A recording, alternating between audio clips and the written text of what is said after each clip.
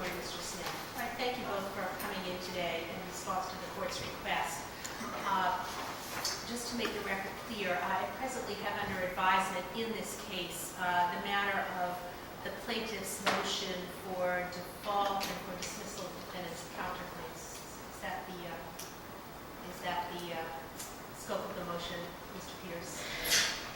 That is correct. All right. Although if the court allows the motion, I think a judgment would need to be crafted. All right.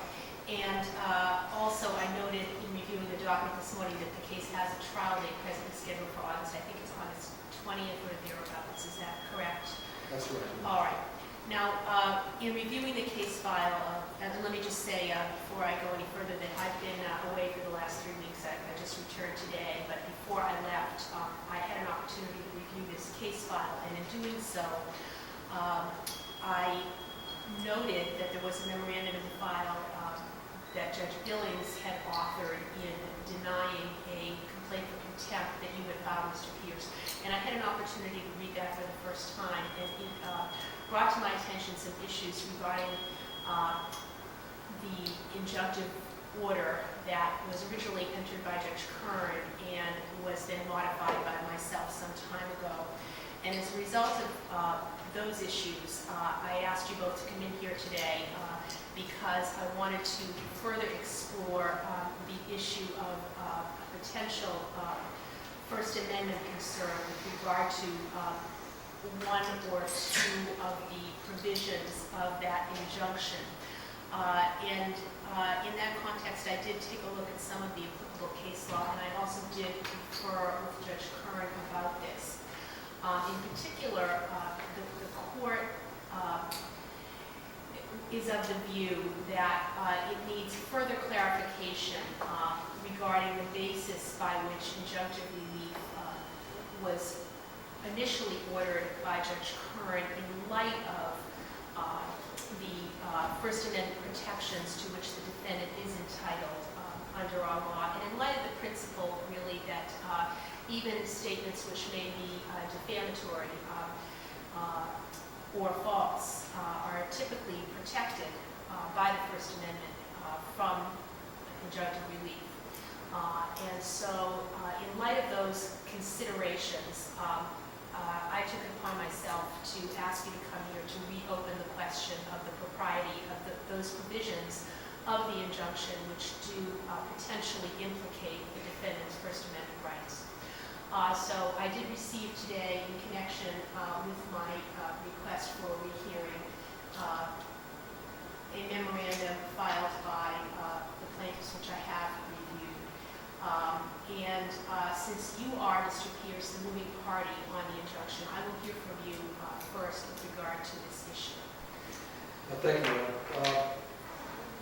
At the outset, I don't believe we should be here discussing this anyway. And I will say this with all due respect to Your Honor, with whom I've tried, and the other justices of the Superior Courts, that this default and dismissal should have entered some time ago.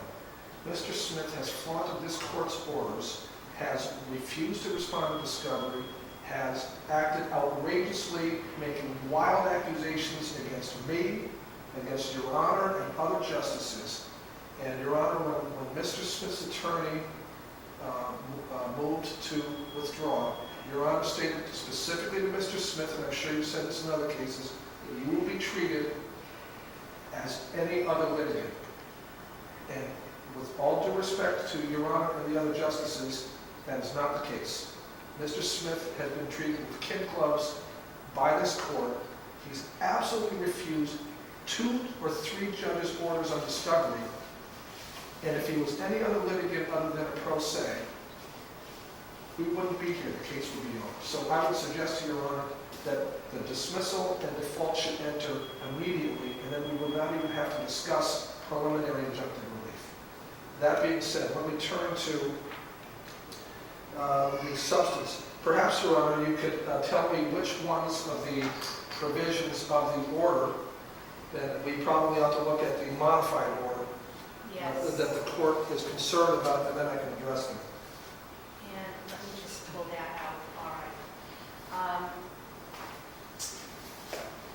I believe correct me if I'm wrong, Mr. Pierce, but I believe I signed the modified order as you had drafted it. I think that's correct. Your All Honor. right, and what I have in front of me is a copy that you had submitted to assist me at that time, back in, I don't recall the date at this moment, but Your order, oh, I'm sorry. in any event, what you had submitted, Mr. Pierce, was a copy with highlighting to show where there were changes from the original order that Judge Kern had issued, and I have that in front of me now, and that's very helpful because it does clearly show what the proposed changes were.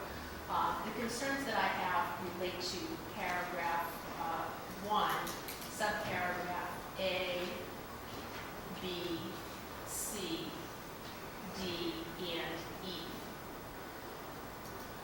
Okay. And the other concern that I have relates to paragraph 3, to the extent that the prohibition on interference with contractual advantageous relations implicates the First Amendment potentially. Okay. Let me start with number 3, and before I get there, Your Honor, we did brief the issue, and Judge Billings brought up the issue that to the extent there should be a reconsideration, it should be done by the original justice that issued the injunction. And I have the utmost respect for all the other justices involved in this, and I recognize that in most circumstances that would be absolutely appropriate. However, I did contact Judge Kern to discuss that very issue with her, and Judge Kern indicated to me after a conference that she had no concern that any potential modification go back to her, that it was her view that it could be handled by this court, and that would be her preference. So, Well, that may be her concern, her preference, it's not mine. With all due respect to Your Honor, because Judge Kern heard 2 days of argument with competent counsel, very competent counsel from Mr. Smith at that time. And I will, this is stated in my brief, Your Honor. What happened was we filed this injunction, we didn't request a TRO. Mr. Smith was represented by counsel back in 06, and there was lengthy argument on day 1. And Judge Kern said to Mr. Smith's attorney, come back here in 9 days, we'll have another hearing, and come back with one shred of evidence of the truth of these allegations. And at that time, there was a lengthy argument. It was probably over 1 hour. And there was not one shred of evidence to support the allegations that Mr. Smith made. I understand that the court should be reluctant to issue a prior restraint, as it might violate the First Amendment. But, Your Honor, I've read all the cases cited by Judge Billings. I've read every case over the last several days. I have not seen one case where it says that the court cannot issue an injunction when the person is accused of selling drugs to children. In other words, you are a criminal, and these are wild accusations that I understand. I don't have any cases where it says it should be enjoined, but I haven't seen any cases. I've seen the cases that say the court should be reluctant to do this and everything along those lines, but I have not seen one case where it says, where the plaintiff is saying, you're accusing me of being a criminal, a drug pedophile, something along those lines, and the court says, no, you just keep saying it, even though you have not one shred of evidence to support it. There's no cases out there from the SJC or elsewhere. I agree with you, Mr. Pierce, but what the cases do say is that there is a remedy for defamation. There is a remedy for slander. There is a remedy for libel. But there isn't a remedy in money damages that lies for a violation of a First Amendment right to speech. And that's the balancing that has to be done. And that's the concern that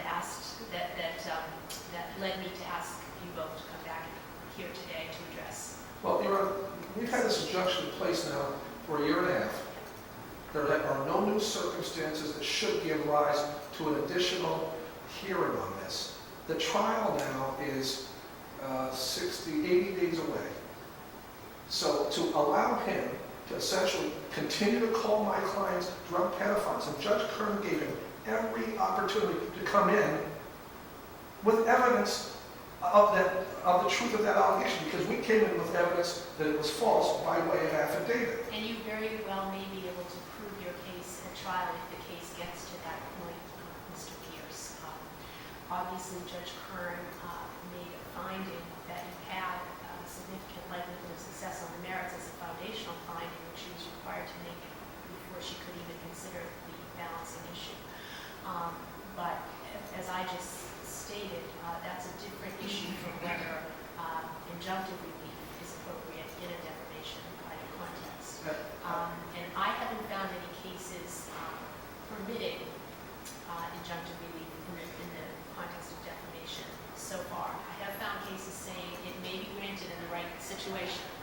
And I also am reluctant to second guess the informed judgment Judge Kern made after hearing information that I hadn't heard.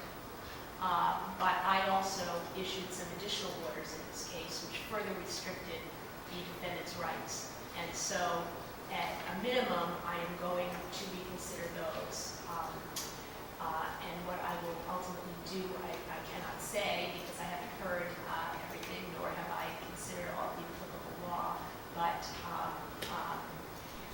there is certainly a merit to your argument, Mr. Pierce, that Judge Kern is in the best position to reconsider her rulings in light of the fact that she had an extensive hearing. And I wasn't aware of the extent of that hearing or the nature of it in its full detail. I'm still not, although that's been clarified for me by the materials that we filed, and I thank you for that.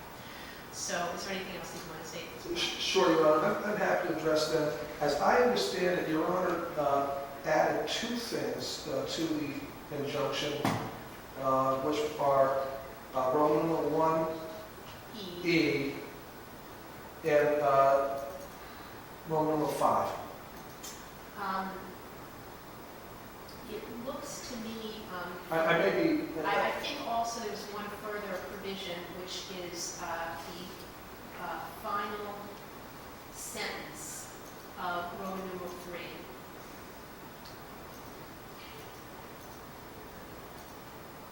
Oh, is that good? Okay. Those are the ones that were highlighted as being the proposed changes on the copy that I have, Mr. Pierce. Okay. Let me address Roman numeral 3, if I may. Yes. Mr. Smith's attorney, and I read the opposition this morning, he agreed to stop contacting my client and its customers and its employees. He was taking these actions for no purpose other than harassing my clients and its employees. So because they consented, they didn't want the injunction, to be sure, but they said, we'll stop doing it. Well, Mr. Smith always goes right on the edge, and so the court agreed that he should be enjoined from contact. I don't think that should be revisited, Your Honor. As to E, let me take one step back, and Your Honor hit the nail on the head. There's always some very limited circumstances, which the courts don't say what those are, that you can enjoin the free speech. And then we have the abortion clinic cases, Talon Goldstein, that's as close as I can get. Honestly, that's all we have.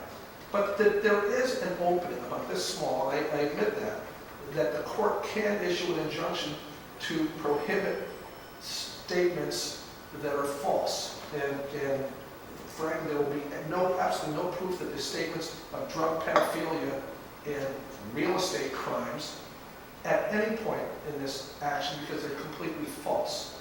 When you're accusing people of these type of outrageous crimes, I would suggest to the court that that simply is the type of allegation